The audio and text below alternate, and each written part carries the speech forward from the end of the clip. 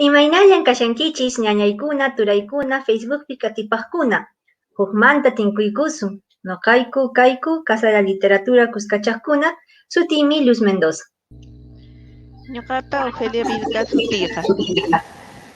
Ancha kusikuywan waqmanta huñunakunchis. Allin hamusqan kankichis kay sesión nisqaman, rimaykunamanta hamutaspa. Kunan p'unchay, revista Cultura y Pueblo ñawinchamusaqku. ¿Qué tal, amigos y amigas que nos siguen por Facebook? Bienvenidos a una nueva sesión de nuestro segmento Rimaykunamanta Hamutaspa.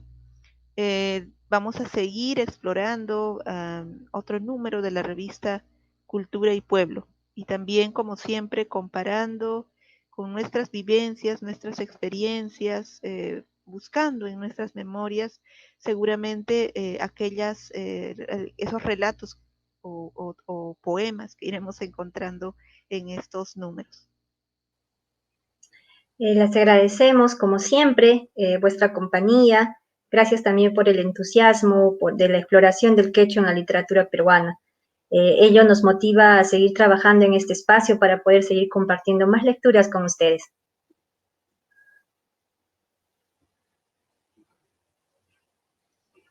Sí, ahora vamos a comentar, vamos a referirnos al número 11 y 12 de la revista Cultura y Pueblo.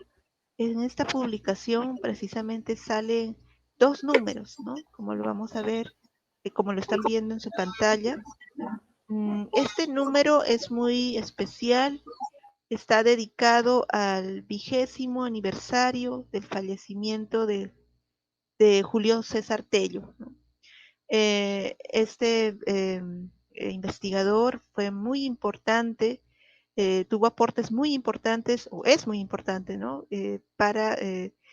Con sus aportes en lo que es la investigación arqueológica, de investigación que hace de las culturas prehispánicas, que fueron fundamentales, ¿no? Estas investigaciones de Julio César Tello para construir las bases de lo que hoy conocemos como la cultura peruana, ¿no? En su diversidad, ¿no? Como siempre, también existen ensayos en este número, ¿no? De obras literarias de autores peruanos. La mayoría de estos artículos, ensayos, están dedicados a la obra de Julio César Tello, pero también hay otros ensayos dedicados, por ejemplo, a la producción literaria. En este caso, hay una parte, un ensayo, ¿no? En este número, ¿no? De un escritor peruano, Arturo Hernández, parece que es, y también, como siempre, están el segmento Página de los Niños, ¿no? Que es un segmento muy particular, un segmento muy importante, interesante, ¿no? En este segmento nos vamos a detener en un relato que fue recopilado en Huancayo por Arturo Jiménez Borja. Bueno, él lo va a recopilar, ¿no? En un libro llamado Cuentos y Leyendas del Perú en 1940, ¿no? Este relato se llama La zorra y el perro, ¿no? Es muy característico este tipo de relatos, no sé a ustedes, pero a mí me recuerda, no sé, cuando yo era pequeña, en la escuela nos hacían leer las fábulas, la fábula de Sopo, la fábula de Samaniego, eran fábulas, libros de fábulas, porque me imagino que creían que los animales, ¿no? Los personajes, ¿no? Que tenían la forma de animales, eran como que causaban o podían causar mayor impacto en los niños, ¿no? Y quizá también de alguna manera esta es la idea, la lógica, ¿no? Que se sigue al colocar este tipo de relatos en este segmento, pero además, tratándose de esta revista Cultura y Pueblo, me parece que otra de las intenciones quizá es que las personas, ¿no? desde desde temprana edad, ¿no? Los peruanos, peruanas, ¿no? Desde temprana edad se vayan empapando, vayan conociendo la tradición o vayan reconociéndose también quizás, ¿no? A través de este tipo de publicaciones, de relatos de tradición oral, ¿no? Este es el caso de la zorra y el perro, como ustedes están viendo en su pantalla. Este relato, tengo por aquí, fue, bueno, un momento por favor, ya. Es un cuento recogido, como ya lo había mencionado, en Huancayo, y comienza así, ¿no? En Andamarca, lejos del río, vivía una zorra ya un poco vieja, pero muy activa. Tenía 4 zorritos lindos y dragones. Para ellos, todas las mañanas con un costal al lomo salía en busca de comida. Apostada entre retamales, se estaba muy tranquila esperando a sus víctimas. La bolsa, muy flaca al inicio de la mañana, se ponía cada vez más gorda. La zorra atrapaba cuanto podía: tuquitos, tejapizuzos, chihuancos, humapizuzos. A mediodía regresaba a su madriguera con el costal bien repleto. Desde las copas de los molles y los alisos, los padres de las avecitas, al ver los nidos vacíos, cantaban triste: Huachuyme chincun, churime chincun, mayanla posaycollan, aicanla suhuaycaiman, que quiere decir: mi hijo se perdió, mi hijita se perdió. ¿Quién se lo llevaría? ¿Quién me lo robaría? Un día regresaba la zorra a su agujero muy contenta. La caza había sido abundante y varía. Pasando cerca de una laguna, vio bañarse a unas patas. La zorra no se pudo contener.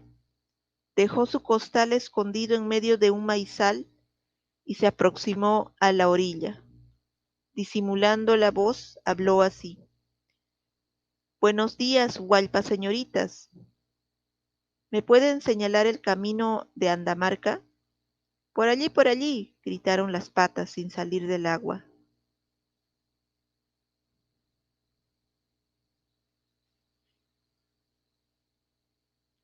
No veo, decía la astuta. Zorra, chillaron las patas. Bien sabemos quién eres. Entretanto, un perro pasó por el maizal y vio el saco de la zorra. Desató los nudos y dio libertad a los prisioneros. Juntó en cambio gran cantidad de espinas y llenó con ellas el saco. La zorra, muy fastidiada, cargó de nuevo el saco y comenzó a subir a una empinada ladera que conducía a su casa. Las espinas le herían el lomo. ¡Achachau! ¡Pisuy pachaquin! ¡Achachay! Así se dolía la vieja. Pensaba que eran las uñas afiladas de los pajaritos. Los zorritos estaban a la puerta de su casa, asomando sus naricitas negras y brillantes. Cuando vieron venir a su madre, se alegraron mucho. La zorra puso el saco en el suelo y mientras desataba, explicó a los zorritos lo que debían hacer. Al volcar el contenido, se debían precipitar a fin de no dejar escapar un solo pajarito. Así lo hicieron los cachorritos, y, en medio de gran confusión, se hirieron torpemente con las espinas. La zorra se quedó atónita, no salía de su asombro. A la puerta de la cueva asomó maliciosamente el perro. La vieja zorra comprendió todo, dio un salto y salió corriendo tras el perro. Aullando el perro, se metió en una laguna y la zorra se detuvo a la orilla. Comenzó a tomar agua y agua a fin de secar la laguna y pescar al perro. En esta empresa murió la empecinada zorra. Bien, ahí termina el relato y le doy el pase a Luz para que nos comente un poco sobre este relato. Sí, Ofelia, muchas gracias. Sí, justamente, bueno, leyendo nuevamente este relato, la semana pasada también habíamos explorado un cuento, ¿no? Donde el zorro también era un personaje bastante principal. Bueno, la semana pasada también habíamos visto algunas características, ¿no? Del zorro que están presentes, ¿no? En estos relatos orales, así como también la importancia y las características que tiene para el hombre andino, ¿no? Bueno, hace un tiempo también había leído un artículo hecho por una investigadora que se llama Celia Rubina Vargas. Su artículo se llama El zorro que cayó del cielo, motivos etnoliterarios en la tradición oral quechua del sur andino peruano. En este artículo la autora nos da un alcance bien interesante que la verdad no lo había tomado, no lo había visto desde esa mirada, ¿no? Bueno, nos menciona sobre la presencia del zorro, que en la mayoría de los relatos está siempre vinculado con un tema de origen, ¿no? Su presencia está siempre ligada al origen de algo o explica el origen de algo. Entonces, generalmente a mí, por ejemplo, me llama más la atención estas aventuras del zorro, ¿no? No lo había visto desde esa óptica. Entonces me puse a investigar un poco, a releer también los textos que conocía, los relatos que conocía, y a prestar más atención quizás a este aspecto. Entonces noté, por ejemplo, que en el manuscrito de Guarochirí, el zorro aparece en 3 relatos. En estos 3 relatos, efectivamente están vinculados al origen, ¿no? Uno de ellos, por ejemplo, es el relato donde aparece en el diluvio, después que el mar cubre toda la superficie, el zorro sube hasta la cima del cerro Huilcacoto, ¿no? Huyendo para estar a salvo, pero no logra ponerse a buen recaudo porque es la punta de su cola la que va a tener contacto con el agua y de esta manera la punta de su cola queda ennegrecida, lo cual estaría explicando un poco el origen de su aspecto físico del zorro, ¿no? En la actualidad, ¿no? Vemos que tiene la puntita de color negro. Luego también lo encontramos nuevamente en el capítulo 2, donde se narra también la persecución que tiene Cunirraya a Cabillaca. El zorro es el que le va a asegurar a Cunirraya que no va a poder alcanzar a Cabillaca. Enfurecido este semidios, pues, ¿no? Le da una maldición, lo cual va a determinar el origen de su vida difícil, ¿no? Del zorro con desventuras, ¿no? Lo condena a ello.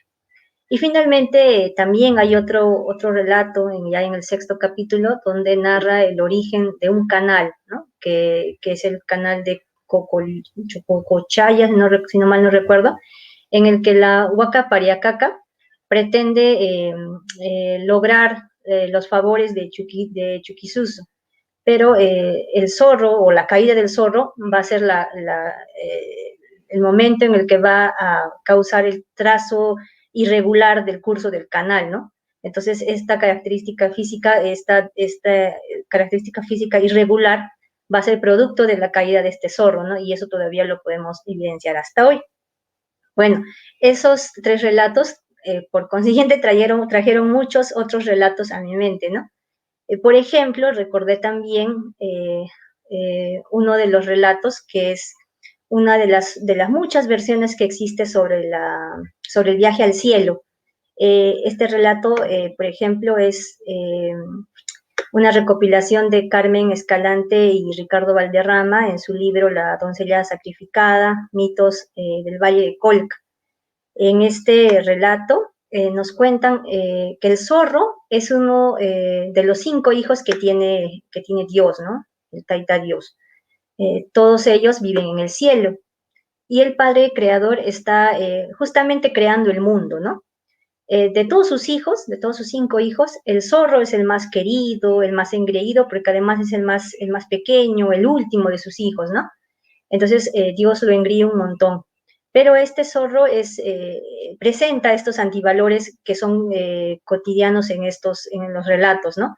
Tiene mañas, ¿no? Es mentiroso, es muy curioso, además, no hace caso a las órdenes que le da su padre.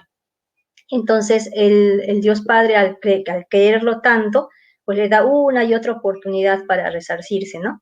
Pero su curiosidad es mucha la del zorro, hasta que un día termina por quemarse la cara, las orejas, el cuerpo en general, con el sol que el dios tenía guardado en un baúl, ¿no? Entonces él quería saber, el zorro quería saber qué había en ese baúl, abre el baúl y se quema, ¿no? Se quema el hocico, se quema las orejas, ¿no? Y dice que a partir de ese hecho el zorro queda así, ¿no? Porque dice que antes era más bonito, ¿no? Y que queda con el hocico muy puntiagudo a partir de ese hecho, ¿no? Bueno, ahí también está evidenciando un poco el lado físico de este animal, pero también esto va a traer una consecuencia, porque el dios sol, ya, el dios sol, perdón, el dios, ya harto de sus desobediencias, termina por expulsar al zorro y a sus hermanos, ¿no? Entonces les dice que vayan a la tierra a buscar su ventura, su propia vida, como ellos puedan, y ellos bajan, ¿no? Por un hilito delgado, están bajando todos los hermanos, el zorro, el alcamari, el zorro, ¿no? Todos están bajando, pero ahí ya se comienza a repetir con las demás versiones, por ejemplo, del viaje al cielo, ¿no? Que el zorro insulta a unas aves y estas aves cortan, ¿no? La soga y el zorro va a caer, ¿no? Al suelo. Entonces ahí, por ejemplo, y en las diferentes versiones del viaje al cielo, el zorro va a ser, por ejemplo, que con su muerte, ¿no? Va a originar, por ejemplo, que los alimentos, las semillas, las cosas que él comía en el cielo, ¿no? Puedan crecer en la tierra, ¿no? Y el hombre se va a beneficiar de ello, ¿no? Porque ellos van a poder alimentarse de estos alimentos que hasta el día de hoy podemos consumir. A su vez también, este relato también que hemos compartido hoy también tiene algo de ello, ¿no?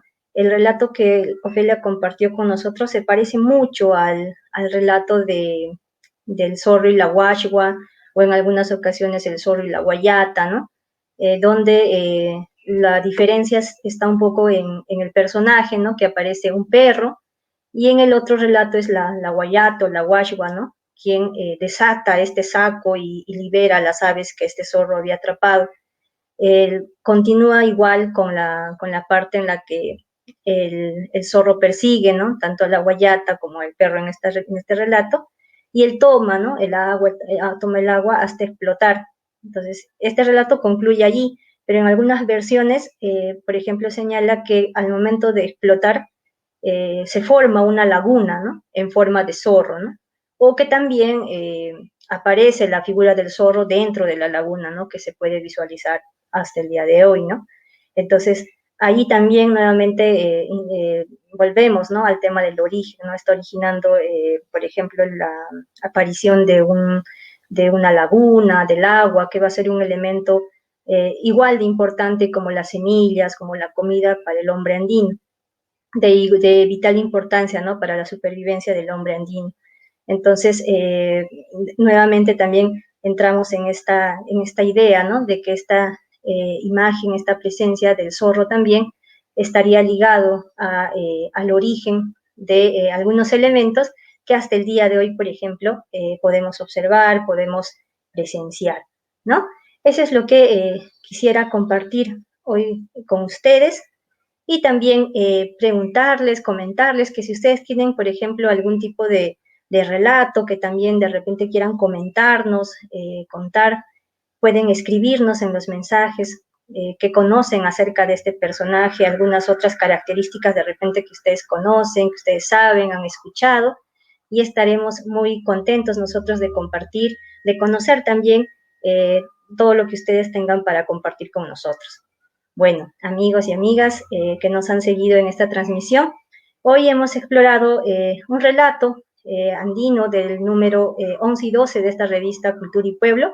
Nuevamente agradecemos su presencia y también invitarlos para encontrarnos nuevamente para las sesiones del mes de julio. Contamos desde ya con su presencia, que es valiosa para nosotros para seguir trabajando con este entusiasmo que tenemos para ustedes. Ñañaykuna, turaykuna, hukmanta tinkuykusun Julio killapi, ama konkaykichishchu, tupananchis kama. Tupananchis kama.